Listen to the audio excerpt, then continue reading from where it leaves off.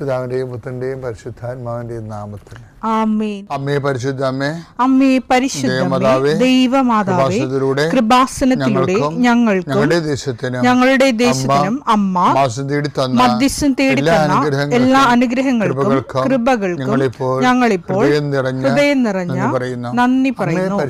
അമ്മേ പരിശുദ്ധമേ, ദൈവമാതാവേ, 2004 ഡിസംബർ 7 ഉച്ചകഴിഞ്ഞ് 2:30 കൃപാസനത്തിൽ സംഭവിച്ച അമ്മയുടെ പ്രത്യക്ഷപ്പെടലിനെ കുറിച്ച് തിരുസഭയ്ക്ക് സമർപ്പിച്ചിരിക്കുന്ന പഠനരേഖകളുടെ മേൽ സഭാത്മകമായ പഠനം ആരംഭിക്കുവാൻ ഞങ്ങൾ പ്രാർത്ഥിക്കുന്നു. അമ്മേ പരിശുദ്ധമേ, ഭൂസ്വർലോകങ്ങളുടെ രാജ്ഞിയായ അങ്ങേയ്ക്ക് ഭൗമ സംരക്ഷണത്തിനായി പ്രപഞ്ചപ്രകൃതിയെ തന്നെ തിരുസഭ പ്രതിഷ്ഠിക്കുവാൻ ഈ പ്രത്യക്ഷീകരണം വഴി ഇടയാക്കണമേ. പരിശുദ്ധമേ, ജപമാല മാതാവേ, സകല കൃപാസനം പ്രാർത്ഥനയോടും ചേർത്ത് ഞങ്ങളിപ്പോൾ പ്രാർത്ഥിക്കുന്ന ഈ കുടുംബത്തിന്റെ പ്രത്യേക നിയോഗം പറ മക്കളെ.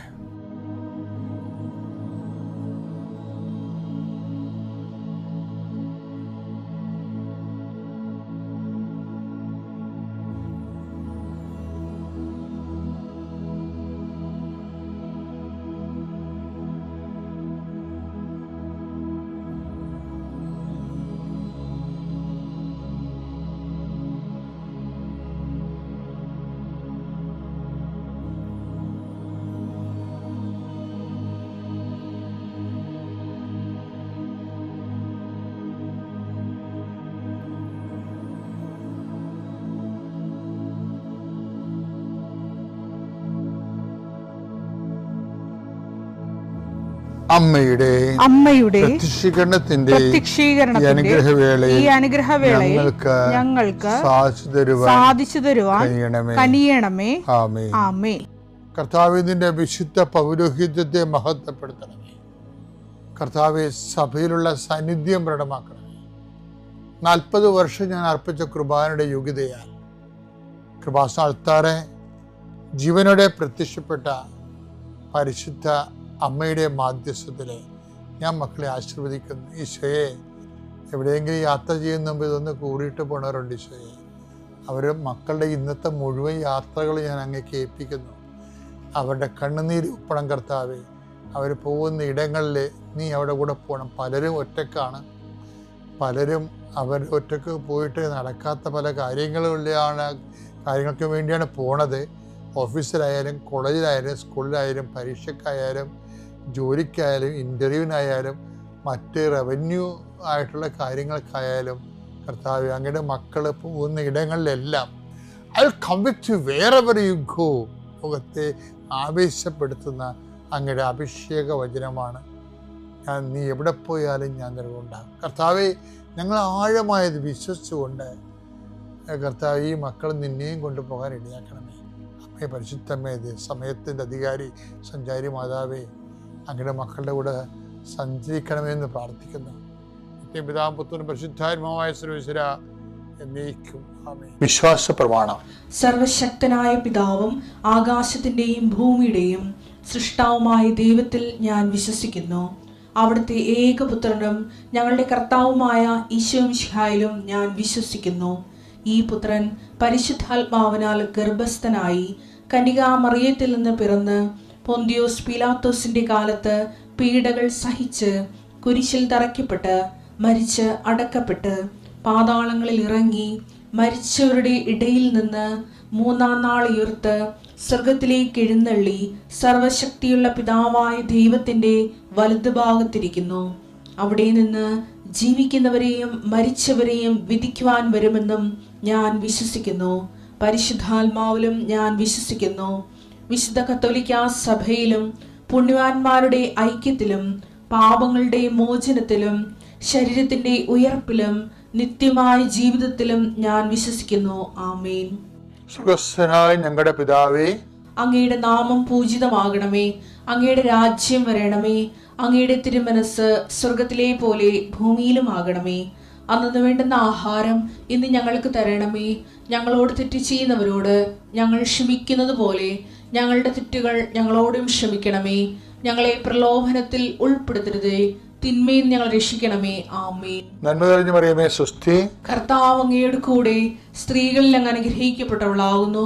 അങ്ങയുടെ ഉദരത്തിൻ ഫലമായി ഈശോ അനുഗ്രഹിക്കപ്പെട്ടവനാകുന്നു.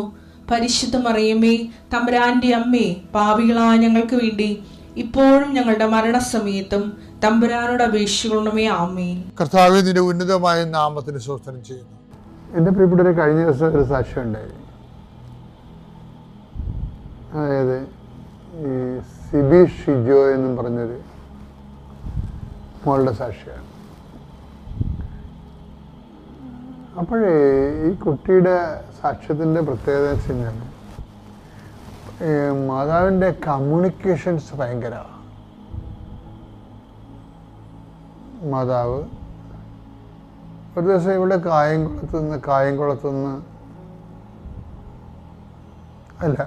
കൊല്ലത്തുനിന്ന് കായംകുളത്തേക്ക് വരിക. അപ്പം കായംകുളത്ത് വന്നപ്പോൾ, കൊല്ലത്തുനിന്ന് കൃപാസനത്തിലൂടെ വരികയാണ്. അപ്പം കായംകുളത്ത് വന്നപ്പോൾ ഇവിടെ മാതാവ്, അപ്പം 2 കൊന്ത കഴിഞ്ഞ്, 2 ജവമാല കഴിഞ്ഞു. 2 ജവമാല കഴിഞ്ഞപ്പോൾ ഇവിടെ മാതാവ് പറഞ്ഞു, മാതാവേ, ഈ വിസ ഇൻ്റർവ്യൂ കഴിഞ്ഞിട്ട് ഇപ്പോൾ 1 മാസമായി. ഇതിനോട് എപ്പോൾ പോകാൻ പറ്റുമെന്നോ ഇനി പോകാൻ പറ്റുമോയെന്നോ ഒരു ഐഡിയയും ഇല്ല. ഞാൻ എന്ത് ചെയ്യും എന്ന് ചോദിച്ചു. ഞാൻ എന്ത് ചെയ്യും? ഇപ്പം ചില ആൾക്കാരുടെ രീതി അറിയാമല്ലോ, അവർ മാതാവിനോട് നമ്മളോട് സംസാരിക്കണ പോലെ തന്നെ സംസാരിക്കുന്നവരാണ്. ഞാൻ എന്ത് ചെയ്യുമെന്ന് ചോദിച്ചിട്ട് ഇവർ ഈ കായംകുളത്ത് വെച്ച് ആകാശത്തിലേക്ക് നോക്കി അറിയാതെ, സാധാരണ ശരിക്കും നോക്കി പോവില്ല, അങ്ങനെ നോക്കിയാണ്. അപ്പം ഇവരൊരു കാഴ്ച കണ്ട ആകാശത്ത്.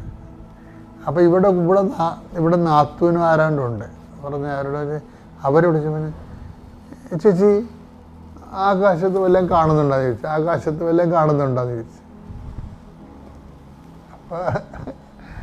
അപ്പോൾ ചേച്ചി പറഞ്ഞ് 7 കാണുന്നുണ്ട്, പിന്നെ 23 കാണുന്നുണ്ട്, 23 കാണുന്നുണ്ടെന്ന് പറഞ്ഞു. അപ്പോൾ പറഞ്ഞു, അതാ എന്താണെന്നറിയാൻ പറ്റില്ല. ഞാൻ മാതാവിനോട് ചോദിച്ചതാ, ഇനി ഞാൻ എന്ത് ചെയ്യണമെന്ന് ചോദിച്ചപ്പോൾ അമ്മ കാണിച്ചതാണ്. ഞാനും കാണുന്നുണ്ട് 7:23. ഇതിനാ സാക്ഷ്യം പറഞ്ഞ് അവസാനിപ്പിക്കണതേ, എൻ്റെ പാസ്പോർട്ടിൻ്റെ 7ാമത്തെ പേജിലാണ് അമ്മ എനിക്ക് വിസ അടിച്ചത്. ഞാൻ ഈ ജൂൺ 23-ാം തീയതി ഇവിടുന്ന് ഇറ്റലിക്ക് പോവുകയാണ്. അതാ വിഷയം. എന്ന് വെച്ചാൽ നമ്മൾ ചോദിക്കുന്ന കാര്യം തന്നെ ഓൺ ദി സ്പോട്ടിൽ മറുപടി പറയും. ഇത് കമ്മ്യൂണിക്കേഷൻ എന്ന് പറയും. കമ്മ്യൂണിക്കേഷൻ കാര്യം ഉടമ്പടിയിലെ ഏറ്റവും പ്രധാനപ്പെട്ട സംഭവമാണ് presence. I will come with you wherever you go. നീ എവിടെ പോയാലും ഞാൻ നിൻ്റെ കൂടെ ഉണ്ടാവും. ഈ പ്രസൻസിൻ്റെ തന്നെ വേറെ ഒരു നമ്മുടെ സാന്നിധ്യം കൊണ്ട് തന്നെ, സാന്നിധ്യം കഴിഞ്ഞാൽ പിന്നെ അടുത്ത നടപടി സംഭാഷണമാണ്, സന്ദേശമാണ്. അപ്പം ഈ സിബി ഷിജോയ്ക്ക് 5 ഉടമ്പടി പുതുക്കിയിട്ടുണ്ട് അവർ. 5 ഉടമ്പടി. സാധാരണഗതിയിൽ സത്യസന്ധമായിട്ടാണ് ഉടമ്പടി പുതുക്കണമെന്നുണ്ടെങ്കിൽ 5ൻ്റെ നിലവാരമുള്ള സ്ത്രീയാണ് ഇവർ. ചില ആൾക്കാർ 5 പുതുക്കിയാലും 2ൻ്റെ നിലവാരം ഉണ്ടാകത്തുള്ളൂ. ഇതൊരു ട്രാജഡിയാണ്. വെച്ച് കഴിഞ്ഞാൽ ചിലർ ഉടമ്പടി 5 പുതുക്കും, പക്ഷെ നിലവാരം 2ൻ്റെതായിരിക്കും. കാര്യം ഒരു 3ാമത്തെ ഉടമ്പടി കഴിയുമ്പോൾ തന്നെ ശരിക്കും പറഞ്ഞാൽ വിൻഡോ ഓപ്പണായി ദൈവം പ്രസൻസ് നമുക്ക് ഫീൽ ചെയ്യുകയും അത് 4ാമത്തെ ഉടമ്പടി കമ്മ്യൂണിക്കേഷൻ തുടങ്ങേണ്ടതാണ്. ചിലപ്പോൾ ചിലർക്കൊക്കെ 2ാം ഉടമ്പടി തന്നെ കമ്മ്യൂണിക്കേഷൻ തുടങ്ങും. ദൈവം സംസാരിക്കുകയും സ്വപ്നങ്ങൾ, ദർശനങ്ങൾ, സുഗന്ധാഭിഷേകങ്ങൾ, അതുപോലെ തന്നെ എഴുതി കാണിക്കൽ, അടയാളങ്ങൾ, ഇങ്ങനെ ഒത്തിരി കാര്യം. ഇത് ഉടമ്പടി ബൈലാറ്ററൽ എഗ്രിമെൻ്റ് അല്ലേ ആൾക്കാർ ദൈവമായിട്ട്. അപ്പോൾ ഈ സിബി ഷിജോയുടെ പ്രശ്നം എന്ന് വെച്ച് കഴിഞ്ഞാൽ അവർക്ക് 5 ഉടമ്പടി ഉണ്ടെങ്കിൽ 5ൻ്റെ നിലവാരം അവർക്കുണ്ട്. കാര്യം വെച്ച് കഴിഞ്ഞാൽ അവർ പറയേണ്ട സാധനമുണ്ട്. ഞാൻ കുഞ്ഞുനാൾ മുതൽ പൊട്ടു തുറന്ന ആളായിരുന്നു. പക്ഷേ ഉടമ്പടി എടുത്തതിന് ശേഷം അമ്മയുടെ തൈലമാണ് ഞാൻ തുറന്നത്. ഞാൻ എവിടെ പോയാലും പൊട്ടിന് പകരം അമ്മയുടെ തൈലം തൊടും. അപ്പം അമ്മയുടെ തൈലം തൊടുമ്പോൾ അവരുദ്ദേശിക്കുന്നത് അമ്മയുടെ സാന്നിധ്യം അവിടെ കൂടെ ഉണ്ടാവുന്നതാണ്. അപ്പം അതിനു വേണ്ടി അവർ ആ പൊട്ട് മാറ്റിവെക്കാൻ തയ്യാറായി. ആ സൗന്ദര്യവർദ്ധക പരിപാടികൾ നിർത്താൻ തയ്യാറായവർ. അപ്പോൾ എന്നാ പറ്റി? ദൈവത്തിനകത്ത് മനസ്സിലായി ഇത് സിൻസിയറാണെന്ന്. അല്ല ജോലി കിട്ടാൻ വേണ്ടിയുള്ള തൽക്കാലത്തേക്കുള്ള തരികിട നമ്പർ അല്ലെന്നുള്ളത് പരിശുദ്ധ അമ്മയ്ക്ക് മനസ്സിലാകണം. അല്ലെങ്കിൽ വെറുതെ കൃപാസനം നടന്ന് കഷ്ടപ്പെടാവുന്നേ ഉള്ളൂ. ദൈവത്തിന് മനസ്സിലാകണം നിങ്ങൾ സത്യസന്ധമായ ഉടമ്പടിയിലാണെന്ന്. ഷിബിസിജിയുടെ കാര്യം അതാണ്. അവിടെ എല്ലാ കാര്യം ഇതൊന്നുമല്ല, കുറേ കാര്യങ്ങളുണ്ട്. ഞാനത് ഇന്ന് ചൊവ്വാഴ്ച ഞാൻ ധ്യാനത്തിൽ പറയും. അപ്പോൾ നിങ്ങളത് ശ്രദ്ധിക്കണം. അപ്പോൾ ഓർക്കാം, ഇതിനു മുമ്പ് പോകാത്ത വഴികളിലൂടെ ഞാൻ നിങ്ങളെ കൊണ്ടുപോകും. നിങ്ങൾ ഒരിക്കലും ആ വഴിയിലൂടെ പോയിട്ടില്ല എന്നൊക്കെ പറയണില്ലേ, അല്ല വാഗ്ദാനമാണ്. ഇവൾക്ക് അങ്ങനെ ഒരു ഐഡിയ ഇല്ല എങ്ങനെ ജീവിക്കുമെന്ന്. ഐഡിയ വരെ അമ്മ കൊടുക്കണതാണ്. ജോഷുവ 3:4 ഈ വഴിയിലൂടെ ഇതിനു മുൻപ് എന്നാ വചനമാ! ഈ വഴിയിലൂടെ ഇതിനു മുമ്പ് നിങ്ങൾ പോയിട്ടില്ലാത്തതിനാൽ പോകേണ്ട വഴി അവർ കാണിച്ചു തരും. അതായത് നമ്മുടെ ജീവിതത്തിൽ ദൈവം ഇടപെട്ടാൽ പിന്നെ എല്ലാം പുതിയ വഴികളായിരിക്കും, പോകേണ്ട വഴികളാണ്. എല്ലാ വിഷയത്തിനെ കുറിച്ചും ദൈവത്തിന് കൃത്യമായിട്ടുള്ള അടയാളങ്ങളുണ്ട്, കൃത്യമായിട്ടുള്ള വഴികാട്ടലുണ്ട്, വഴി നടത്തലുണ്ട്. ദൈവത്തിന് പറ്റിയ ഒരാളെ കിട്ടാനാണ് ദൈവം കാത്തിരിക്കുന്നത്. അത് നീ ആയിരിക്കാൻ നോക്കുക. പിതാവിൻ്റെയും പുത്രൻ്റെയും പരിശുദ്ധാത്മാവിൻ്റെയും നാമം. പിന്നെ ഞങ്ങൾ ചാരിറ്റി എല്ലാം ചെയ്യുന്നുണ്ട്. ഞങ്ങൾക്ക് പറ്റാവുന്ന കാര്യങ്ങളൊക്കെ പത്രം കൊടുക്കലും ഒക്കെ ചെയ്യുന്നുണ്ട്. പിന്നെ കുറച്ച് പിള്ളേരെ പഠിപ്പിക്കണം, അങ്ങനത്തെ കാര്യങ്ങളൊക്കെ ചെയ്യുന്നുണ്ട്. പിന്നെ ഞങ്ങൾക്കൊരു കേസ് ഉണ്ടായിരുന്നു. അപ്പോൾ അത് ഒരു വേണ്ടപ്പെട്ട ആൾക്കാർക്ക് ജാമ്യം എന്നൊരു കേസായിരുന്നു. അപ്പോൾ അത് ആദ്യത്തെ ഹിയറിങ് കഴിഞ്ഞപ്പോൾ അതൊരു 6 lakhs ആയിരുന്നു. അപ്പം നമ്മൾക്ക് അങ്ങനെ വക്കീലിനെ ഏർപ്പെടുത്തിയിട്ടുണ്ടായി. പക്ഷേ ഞാനും കുറേ വിഷമിച്ചു. നമ്മൾ വെറുതെ കുറേ പൈസ പോകണോ എന്നുള്ള സങ്കടം ഉണ്ടായി. അപ്പം മാതാവിൻ്റെ അടുത്ത് പ്രാർത്ഥിക്കാറുണ്ട് നന്നായിട്ട്. അതിനുശേഷം രണ്ടാമത്തെ ഹിയറിങ് ആയപ്പോൾ ഞങ്ങളിപ്പോൾ ആളെ അറ്റൻഡ് ചെയ്തില്ല. പക്ഷേ വക്കീൽ വിളിച്ച് ചോദിച്ചു, നിങ്ങൾ വാദി ആൾക്കാരായിട്ട് നിങ്ങൾ കോണ്ടാക്ട് ചെയ്തോ? കാരണം അവർ വന്നിട്ട് കേസ് പിൻവലിച്ചു എന്ന് പറഞ്ഞു. അവിടെ അവർ തന്നെ വന്നിട്ട് ചെയ്ത കാരണം നമ്മൾക്ക് യാതൊരു നഷ്ടങ്ങളൊന്നും ഉണ്ടായില്ല. അങ്ങനെ അതും പരിശുദ്ധ അമ്മ ഞങ്ങൾക്ക് തീർത്തു തന്നു. എൻ്റെ പേര് നിഷ കുര്യൻ. ഞാൻ കോലഞ്ചേരിയിൽ നിന്ന് വരുന്നു. എനിക്ക് 43 വയസ്സുണ്ട്. എനിക്ക് 3 പെൺകുട്ടികളാണ്. ഒരാൾ അനസ്തേഷ്യയ്ക്ക് ബാംഗ്ലൂരിൽ പഠിക്കുന്നു, രണ്ടാമത്തെ ആൾ നഴ്സിങ്ങിന് ബാംഗ്ലൂരിൽ പഠിക്കുന്നു, മൂന്നാമത്തെ മകൾ 9ാം ക്ലാസ്സിൽ പഠിക്കുന്നു. ആ മൂന്നാമത്തെ മകൾ ഏഞ്ചലീന കുര്യൻ, അവൾ ഭയങ്കര ദേഷ്യക്കാരിയായിരുന്നു. അവൾക്ക് ഭയങ്കര ദേഷ്യവും അരിശവും ഭയങ്കര ഉപദ്രവവും ആയിരുന്നു. അവളുടെ അടുത്ത് നിൽക്കാൻ പോലും നമുക്ക് സാധിക്കുമായിരുന്നില്ല. നിസ്സാര കാര്യത്തിന് പോലും അവൾ ഉപദ്രവിക്കുകയും ദേഷ്യപ്പെടുകയും ചെയ്യുമായിരുന്നു. നമ്മൾക്ക് സഹിക്കാവുന്നതിലും ഉൾക്കൊള്ളാവുന്നതിലും അപ്പുറമായിരുന്നു അവളുടെ കാര്യങ്ങൾ. ഞാനിവിടെ ആകെ വിഷമിച്ച് എന്തെന്നറിയാതെ ആകെ പതറി, ആരോട് പറയും, എന്ത് ചെയ്യും, ആരോട് പറഞ്ഞാൽ ആളുകൾ എങ്ങനെ എടുക്കും, എന്ത് ചെയ്യണമെന്നറിയാതെ ആകെ വിഷമിച്ചിരുന്ന സമയത്താണ് എൻ്റെ മകളുടെ കൂട്ടുകാരി പറയുകയും ഞാനിവിടെ ആദ്യമായി കേൾക്കുകയും ആദ്യമായി അന്വേഷിച്ച് വരികയും ചെയ്തു. ഞാൻ ഇവിടെ വന്ന് ഉടമ്പടി എടുത്ത് എഴുതിയിട്ടു. പിന്നെയും വന്ന് പുതുക്കി. പിന്നെ ആ മകൾക്ക് വേണ്ടി പ്രാർത്ഥിച്ചു. അവൾ ഇപ്പോൾ മിടുക്കിയായി, നല്ല ശാന്തയായി, അവൾ നല്ല സൗമ്യമായി ഇരിക്കുന്നു.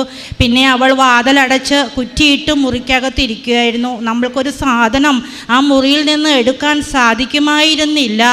എത്ര പറഞ്ഞാലും അവൾ തുറക്കുമായിരുന്നില്ല. ഭയങ്കര ദേഷ്യവും നിസ്സാര കാര്യത്തിന് ഭയങ്കര അരിശവും ഉപദ്രവവും ആകെ അമ്മയായ എനിക്ക് ഉൾക്കൊള്ളാവുന്നതിലും അപ്പുറമായിരുന്നു അവളുടെ കാര്യങ്ങൾ. ഞാൻ ഇവിടെ വന്ന് പ്രാർത്ഥിച്ചു, ഉടമ്പടി എടുത്തു, അത് പുതുക്കിയിട്ടതിൻ്റെ ഫലമായി ആ മകൾ ഇന്ന് സൗമ്യമായി ശാന്തമായി അവൾ ഇരിക്കുന്നു. ഉപ്പ് അവൾ സ്കൂളിൽ പോകുമ്പോൾ അത് അവൾ കാണാതെ വേഗം കണ്ടു കഴിഞ്ഞാൽ അവൾ പ്രശ്നമാകും, എന്നെ ഉപദ്രവിക്കുമെന്ന് എനിക്ക് അറിയാമായിരുന്നു. പക്ഷെ വേഗം ഞാൻ വിശ്വാസ പ്രമാണം ചൊല്ലി അതിരാവിലെ ഉണർന്ന് ഞാൻ അവളുടെ ചോറിൽ ആ ഇവിടുത്തെ വെഞ്ചരിച്ച ഉപ്പ് വിശ്വാസ പ്രമാണം ചൊല്ലി ഇട്ട് കൊടുക്കുമായിരുന്നു. പിന്നെ അവളുടെ അടുത്തേക്ക് എനിക്ക് ചെല്ലാൻ സാധിക്കുമായിരുന്നില്ല. എൻ്റെ അമ്മ അവളുടെ അടുത്ത് ചെന്ന് അവളെ ശാന്തയാക്കണമെന്ന് ഞാൻ പ്രാർത്ഥിക്കുമായിരുന്നു. അവൾ കിടക്കുന്ന കട്ടിലിൻ്റെ കാലുകളിൽ ഞാൻ 4 കാലുകളിലും ഇവിടുത്തെ തൈലം വിശ്വാസ പ്രമാണം ചൊല്ലി അത് കുരിശു വരച്ചു. ആ മകൾ ഇന്ന് ശാന്തമായി പഠിക്കുന്നു, ശാന്തമായി അനുസരണയോടെ ആ മകൾ വളരുന്നു. ദൈവത്തിനും തിരുകുമാരനും എൻ്റെ അമ്മയ്ക്കും 1000 അല്ല കോടി ആയിരം സ്തുതിയും പറയുന്നു. നമ്മൾക്ക് സാധിക്കാത്ത കാര്യങ്ങൾ ഇന്ന് ഇത് കേൾക്കുന്ന ആരും മക്കളെ ചൊല്ലിയും എന്തിനെ ചൊല്ലിയും ആര് വിഷമിക്കുന്നുവോ എല്ലാത്തിനും പരിഹാരം ഇവിടെയുണ്ട്. നമ്മൾ എന്തിനെ ചൊല്ലി വിഷമിക്കുന്നു, പരിഹാരം എന്തെന്ന് നമ്മൾ വിഷമിച്ചിരിക്കേണ്ട, എല്ലാത്തിനും പരിഹാരം ഇവിടെ തന്നെയുണ്ട്. അതുപോലെ തന്നെ എൻ്റെ അനസ്തേഷ്യയ്ക്ക് പഠിക്കുന്ന മകൾ പറഞ്ഞു, മമ്മി എൻ്റെ പരീക്ഷ 5ഉം എനിക്ക് ഭയങ്കര പാടായിരുന്നു, എനിക്ക് ഒന്നും എഴുതാൻ സാധിച്ചില്ല, ഞാൻ തോൽക്കും, എനിക്ക് പിന്നെയും വർഷങ്ങൾ വേണ്ടി വരും, എന്തു ചെയ്യണമെന്ന് അറിയാതെ ആ മകൾ ഏങ്ങലടിച്ചു നൊലോളിച്ച് എന്നെ വിളിച്ചു. ഞാൻ പറഞ്ഞു, മോളെ ഒന്നുകൊണ്ടും കരയണ്ട, വിഷമിക്കണ്ട, നീ ധൈര്യമായിട്ടിരുന്നോ, നിൻ്റെ പരീക്ഷാ പേപ്പർ നോക്കുന്നത് അമ്മയാണ്, ആ അമ്മ നിനക്ക് മാർക്കിട്ട് തരും, നീ ജയിച്ചോളും എന്ന് പറഞ്ഞു. ഞാൻ വിശ്വസിച്ചിരുന്നു. മകൾ സങ്കടപ്പെട്ട് കരയുമെങ്കിലും ഞാൻ വിശ്വസിച്ചു എൻ്റെ അമ്മ അവളെ ജയിപ്പിക്കുമെന്ന് എനിക്ക് നല്ല ഉറപ്പുണ്ടായിരുന്നു. അവൾ ജയിച്ചു. അവൾ ഫസ്റ്റ് ക്ലാസ്സോടുകൂടി അനസ്തേഷ്യ അവൾ പാസ്സായി. ഇന്ന് അവൾ ILTC പരീക്ഷ എഴുതിയിരിക്കുന്നു. അവൾ അതും ജയിച്ച് അത് പറയാനായി അവൾ അടുത്ത ദിവസം തന്നെ ഇവിടെ വരുന്നുണ്ട്. അതുപോലെ രണ്ടാമത്തെ മകൾക്കും നഴ്സിംഗ് പഠിക്കാൻ ഇഷ്ടമില്ലായിരുന്നു. പക്ഷേ അവളെ ഞാൻ കാര്യങ്ങൾ പറഞ്ഞ് മനസ്സിലാക്കി പഠിക്കാനായി അയച്ചു.